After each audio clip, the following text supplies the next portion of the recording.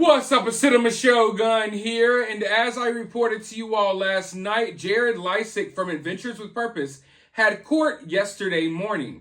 Now, the court hearing was rather uneventful. In fact, my main takeaway, if you want me to be honest, I don't know any other way to put it. My main takeaway from yesterday's court hearing was that Jared was kind of receiving special treatment. Because you see, Jared was supposed to be booked and fingerprinted before his first court hearing. Now, we know the first court hearing was canceled in the middle of court because of YouTubers. So that gave Jared even longer to be fingerprinted and booked, but still he has yet to do so. Now, the average person, they would have had to have that out of the way by now. But because it's Jared, it's like, okay. It really seems like things are working in Jared's favor. It seems like things are kind of going Jared's way. They're trying to see if Jared could be fingerprinted and booked in a whole nother state. They're just trying to make everything more convenient for Jared. Never mind the victims, never mind anything else. Let's make things convenient for Jared. Now imagine if Jared was a normal person.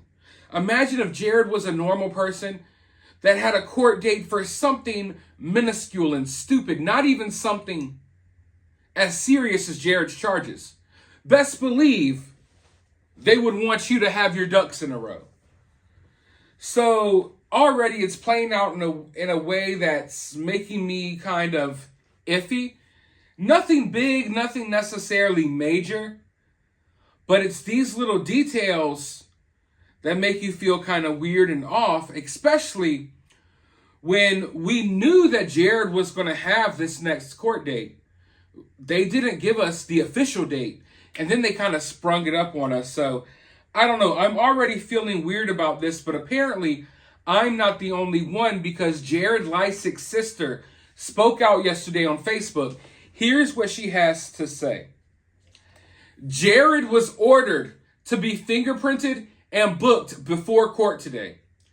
Jared was not fingerprinted and booked before court today.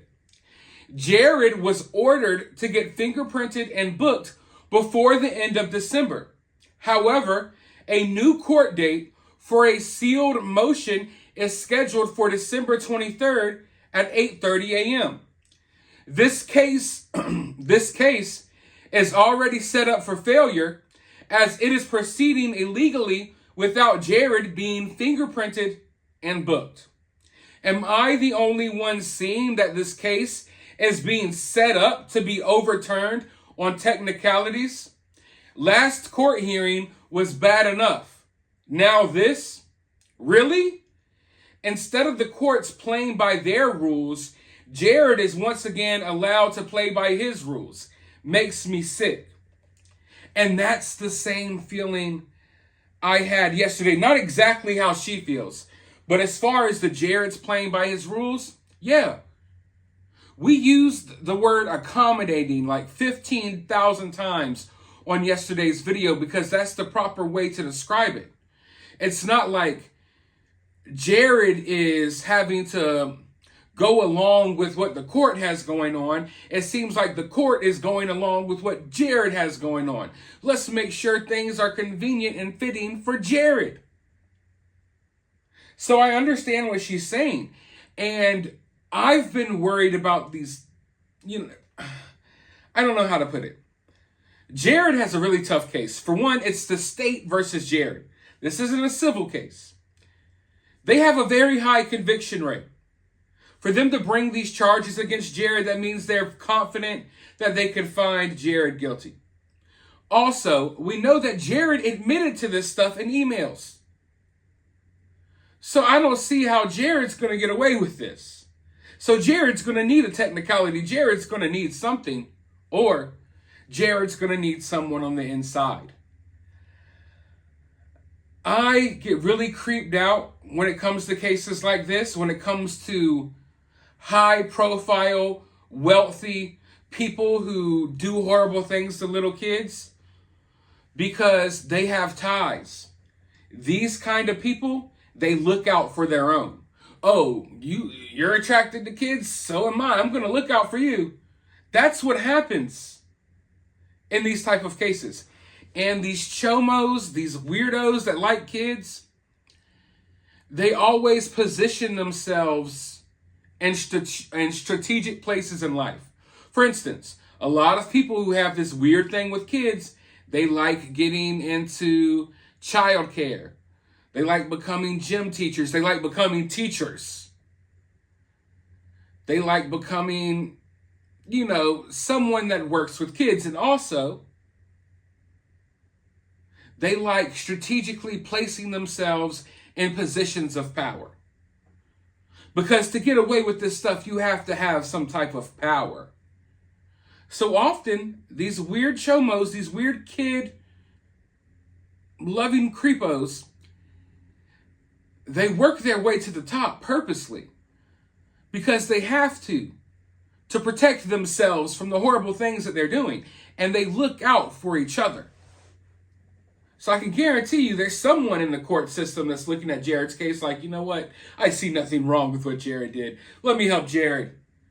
And then it definitely helps when you're a millionaire and you could throw some money around. It definitely helps when you have millions of people subscribe to your YouTube channel, tons of which refuse to stop supporting you. And they'll just send you money. Here, Jared. Here's some bribe money for the judge. Oh, here's some money for your lawyer. Here's money for this. Here's money for this. And every single last one of you, yes, I'm talking to some of you watching this video right now. You know who you are.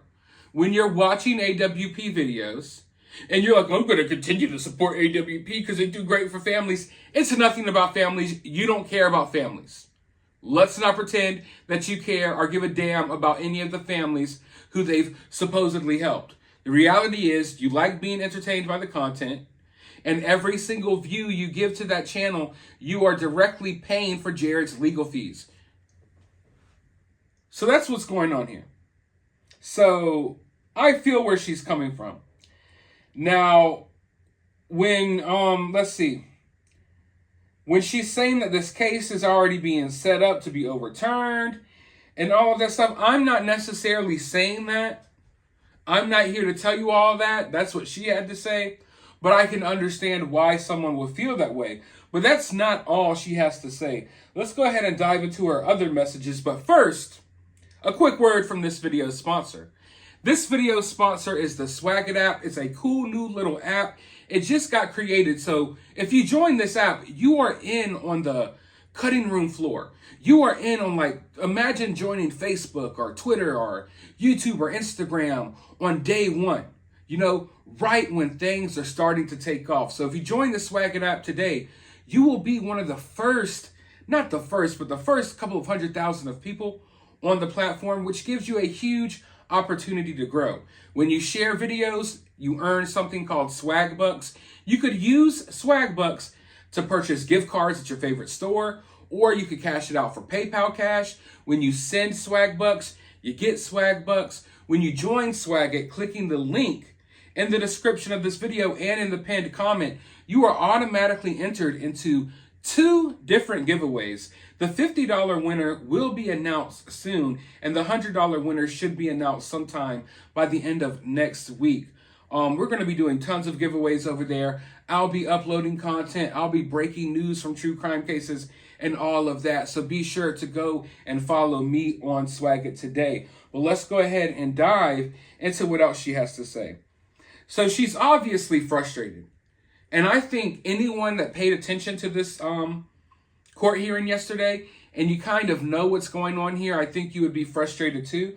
But she says, I'm so mad right now that at this point, the justice system is the least of his mother effing worries. I'm going to talk to the clouds to see if I can get a tornado to blow through his house. And then she says, been reading Utah code for hours. And the more I read, the more upset I get. He's already won. I give up. At least the cat's out of the bag, right? So as you can see, she's she's not very confident in this case. Not necessarily in the case itself. I'm pretty sure that she's confident that Jared's guilty, but she's not so confident in the court systems and the justice system. She's not confident that she, along with Jared's other victims, will get justice. She's not confident that the courts are working in the name of justice instead of in the name of Jared. And I'm worried about that as well. I'm extremely worried about that. And it's sickening to me that it's always these people like this who do the most horrible things imaginable. They just get away with so much. But I'm not ready to throw in the towel. I'm not ready to call it quits. I'm not ready to call this one over because it's just beginning. You know, Jared's sister, she's being really pessimistic right now. And I can understand why. I can't put myself in her shoes per se, but I can try to. And I know a lot of people have mixed feelings towards his sister because she said some things and she's done some things that some people find questionable. But when I place myself in her shoes for a minute, I kind of understand her. And I kind of understand the way she acts and the way she talks and the way she reacts. Because if these allegations are true, and I believe them to be true, we know the allegations about the cousin. We know those are true. Jared has confirmed that. But if the allegations are true that he also did things to his sister and other members of his family, you have to understand these people have been dealing with this demon for years. And that messes you up. It messes you up. And it causes you to do things that other people may not understand. We're not going to understand how she feels all the time. We're not going to understand why she does the things that she does. We're not going to understand why she says the things that she says. This comes from years of alleged psychological, emotional, and physical abuse. And that has damage on you. And, you know, she's not confident that they're going to get justice. And she thinks that everyone's out to get them. Everyone's against them. And I understand why she feels that way. Because, you see, to me, when I see Jared, I see a little pipsqueak. A little slimy cousin fucking pipsqueak. A weirdo, a creepo, a nobody. That's what I see when I see Jared. When she sees Jared, she sees this all-powerful monster that not only was able to allegedly do horrible things to her, but he was able to get away with it. People made excuses for it. The family went along with it. So oftentimes to these victims, you could look at someone and be like, pfft. You know, I look at Jared and pfft, just mush him, mush him in the head. Pfft. But when they see him, they see this powerful being. You know what I mean? This intimidating figure. And to them, it's like almost like the world revolves around Jared. Jared could get away with anything. Jared can do anything because Jared was doing anything and getting away with anything in their life, in their little world. Not in the outside world. That shit wouldn't fly with us. But in his little family, in his little messed up whatever family dynamic, they blame it on Mormonism or whatever. I don't know. Listen. Whatever they had going on, everything was normalized. And Jared was this powerful figure that you couldn't speak out against. So the way she views something, it's not going to be the way you view something. Because they've had this dominant presence in their life for a long time. And that's going to cause them to react different ways. It's going to cause them to say things. And there's going to be that fear and paranoia there that you're not necessarily going to have. But even though I didn't grow up in that situation, even though I don't know these people, I have that hint of fear and paranoia that Jessica has. That hint of fear and paranoia because I know that money talks. And I also know that these weird kid-loving freaks, they're protected by our country right now, by our society, by the court systems. Okay? There's no doubt about it. This stuff is encouraged, if anything. So I know there's that layer of protection there for Jared. So I understand why she feels the way she feels. And how she feels is probably, those little feelings that you may have in the back of your mind, amplify that times 1,000,000, that's how she feels. So maybe she says things that rub you the wrong way. Maybe she says things a little blunt. Maybe she seems a little paranoid. But understandably so, when you understand the type of dynamic that was there within her family, allegedly. But I want to know how you all feel about this one down in the comments below. Do you think everything is going okay? Do you think that maybe we are just overreacting here? Do you understand why people are kind of a little paranoid or feeling like something weird may be going on here? I'm interested in knowing what you think down in the comments below. While you're down there, hit the thumbs up button, hit the subscribe button, ring the notification bell, and I will talk to you all in the next video.